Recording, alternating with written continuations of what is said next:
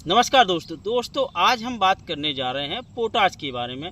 धान में हमें पोटाश क्यों देना चाहिए और पोटाश के क्या क्या कार्य हैं, इससे हमें क्या क्या बेनिफिट मिलने वाले हैं। अगर हम पोटाश की मात्रा नहीं देते हैं तो हमें क्या क्या हानियां होने वाली हैं। तो जैसे किसान भाइयों, हम बात करते पोटाश कई तरह से उपलब्ध है और हमें किन किन तरह से किन किन अवस्था में कौन सा पोटाश हम दे सकते हैं। तो किसान भाइयों, जैसे कि जो सस्ता पोटाश आता है जिसको अपन MOP म्यूरेट ऑफ पोटाश बोलते हैं, यह एक सस्ता भी आता है और अधिकतर लोग इसका प्रयोग भी करते हैं।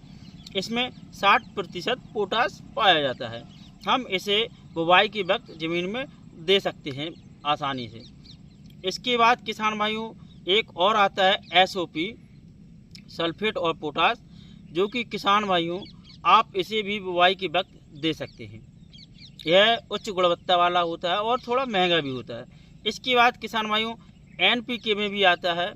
हम NPK में भी कुछ लिक्विड वाले आते हैं, जैसे हम घोल बना के या घोल में आते हैं या उनका हम पानी में आसानी से घोल कर स्प्रे कर सकते हैं। और कुछ को हम मृदा में भी, दानेदार आते हैं, मृदा में भी दे सकते हैं।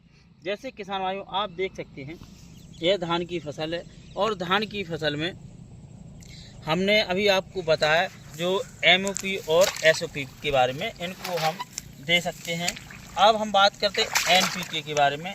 NPK में 12-32-16 भी आता है और 10-26-26 भी आता है। इनको भी हम मृदा में आसानी से दे सकते हैं किसान भाइयों।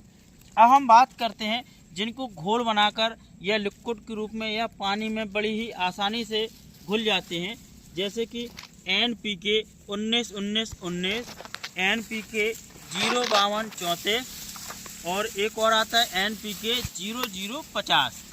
इनको हम लिक्विड फॉर्म में स्प्रे के द्वारा NPK को फसल में दे देते हैं।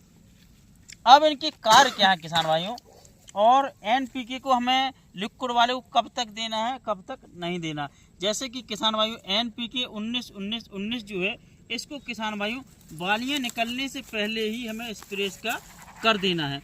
अगर हम बालियों के निकलने पर देते हैं या फूल बनने की क्रिया पर देते हैं तो किसान भाइयों वहाँ पर हमें उस समय इसके कुछ साइड इफेक्ट देखने को मिल सकते हैं। इसके जो लाभ हैं किसान भाइयों, हम इनके लाभ के बारे में बात करने जा रहे हैं भाइयों। अब हमने आपको बताया पोटाश के बारे में किन किन अवस्थाओं पे किन किन रूप में हमें पोटाश मिल जाती है। अब इनकी कार्य सीमा क्या क्या रहती है, जैसे कि MOP जब हम मृदा भूमि में दे देते हैं तो किसान भाइयों यह मिलना यानी अपना कार्य करना या पौधों को मिलना 7 से 10 दिन में स्टार्ट हो जाता है और यह 2 से 3 महीने तक निरंतर चलता रहता है। SOP का कार्य क्या रहता है, SOP 1 से 1.5 महीने तक मिलता रहता है पौधों को। अगर हम स्प्रे द्वारा देते हैं तो स्प्रे द्वारा हमारी फसल को इसका रेल्ड 1 महीने तक चलता रहता है स्प्रे के थ्रू पोटाश का। अब किसान भाइयों इसके लाभ क्या है, अगर हमने स्प्रे कर दिया या मृदा में दे दिए, किसी भी अवस्था में हम पोटाश को दे सकते हैं। अब इसके हमें लाभ क्या मिलने वाले हैं, तो लाभ में किसान भाइयों जो हमारी फसल है, धान की फसल है, इसके तने को मजबूत करना, इसे रोग प्रतिरोधकता क्षमता प्रदान करना, पाले से बचाना, सूखे से सहनशीलता लाना यानी सूखे से लड़ने की क्षमता को बढ़ाना। इसमें गिरने की, या जब इसका तना मजबूत होगा किसान भाइयों तो जो गिरने की अवस्था रहती है, गिरने से काफ़ी हद तक हमें हमारी फसल को बचाती है। इसके साथ साथ किसान भाइयों पोटाश